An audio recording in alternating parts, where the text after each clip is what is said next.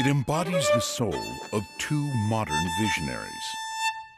It's a daring and remarkable quest to change the way an instrument is played.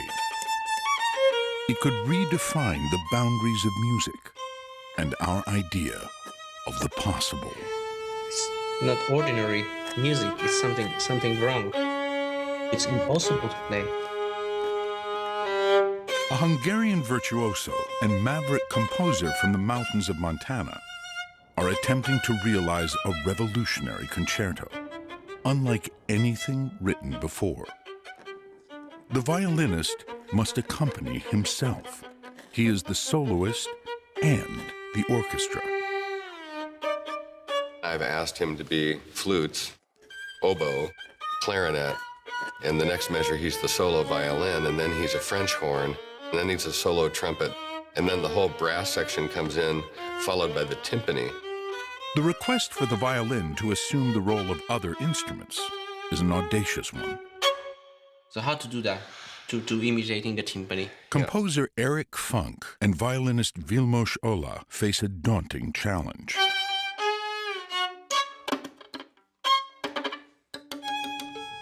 He has to play his violin in a manner that makes it sound like all these instruments in the orchestra.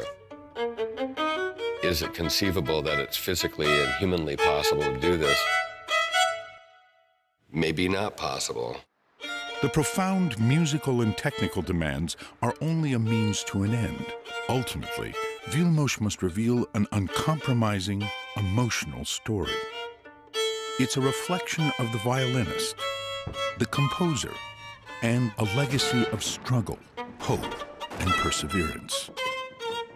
Could this bold endeavor become a blueprint for the future of music? Our responsibility as composers is to build new things. Two modern pioneers from different worlds sharing the same voice embark on a thrilling journey to reimagine what music can be.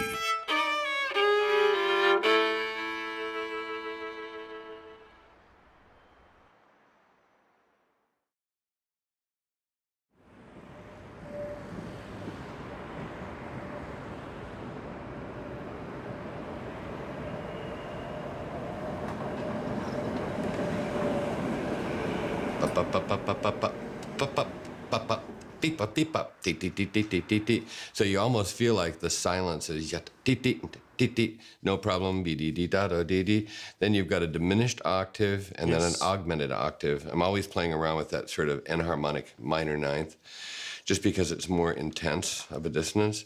Then is this question if this is even humanly possible. I want you to play a double stop, unison, but what I'd like to get is some kind of glissando going in opposite direction. And what I was thinking, you could slide your fingers toward each other, that it would be natural, but I'm wondering if the muscles work that way. So we may have to just simulate. The idea is at the beginning of the piece where the now we're going right. Both directions, doing it here and then again here. I don't know. Yeah. Could we play with it and see if we could come with a solution? I try to find out something. It's not easy. And now I'm in trouble. Now my question is, can this finger go this way and this finger go this way? Like, zert? But it's not. Can the they result. slide? But the result is... Ugly interval. It's not good. So it's a...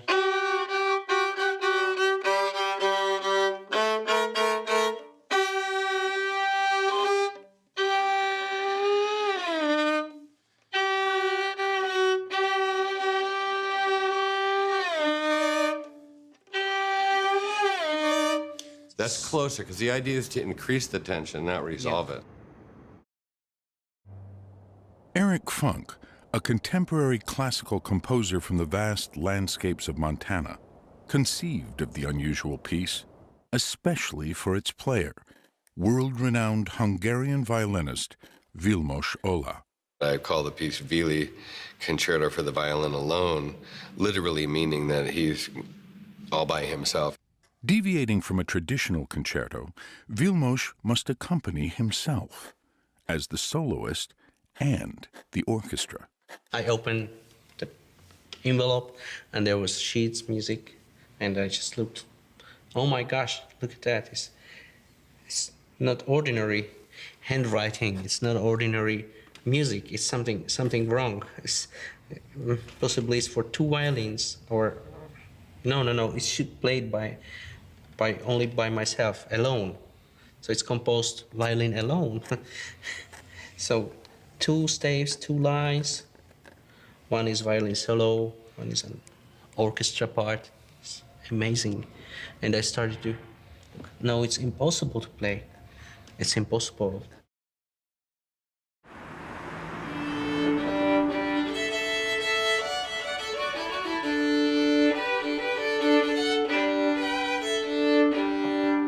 On a crisp March evening in Budapest, Hungary, two modern pioneers will attempt to make their indelible mark on music history at the world premiere of Concerto for the Violin Alone.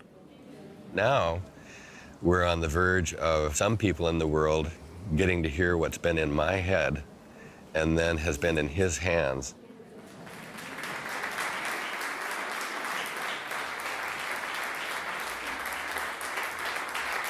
I've kind of given him the plans for a psalm sculpture, and he's like the sculptor, and he's going to build it for the first time.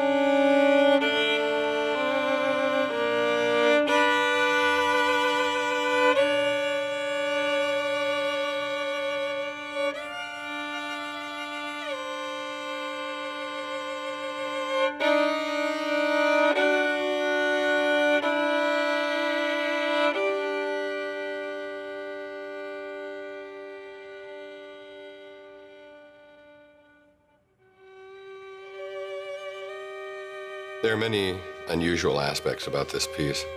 Technically, the demands are extremely difficult. Normally, a violinist would have their own 5 lines of staff to read.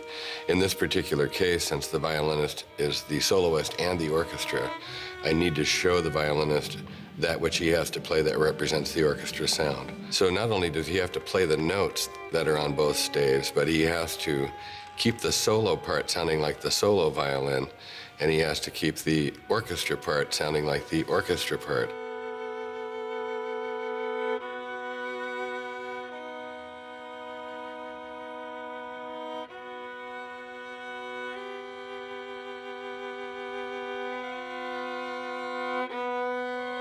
Once he finishes the very first page, then the solo violinist enters. He has to come out like, he has to sound different than the orchestra that he was just emulating.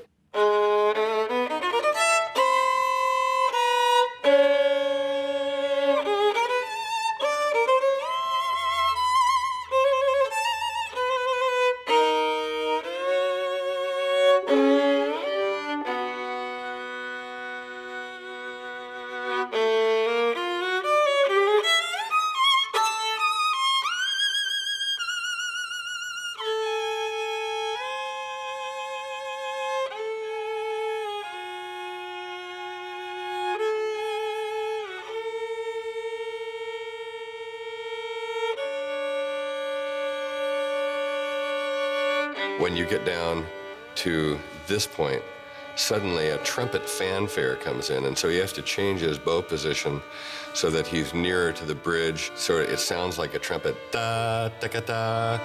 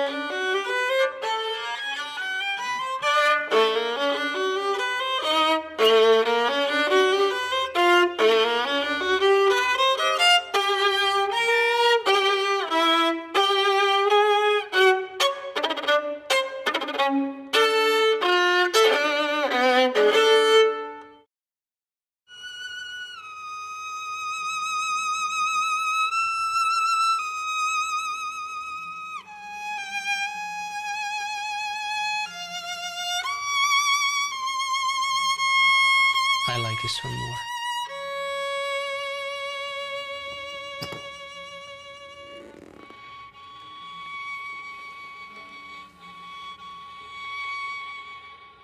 When I went into the other room, his violin case was open, and here was a photograph of his two children.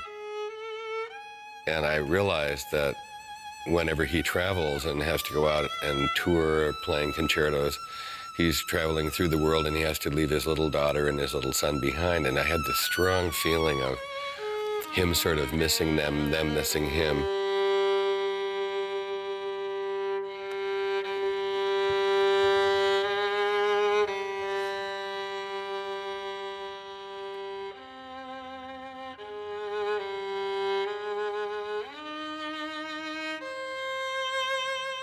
And that sort of Vili, you know, and Apa, which is daddy in Hungarian, and them calling his name and him sort of calling to the children. I used that motive to build into this and wrote a very tender second movement.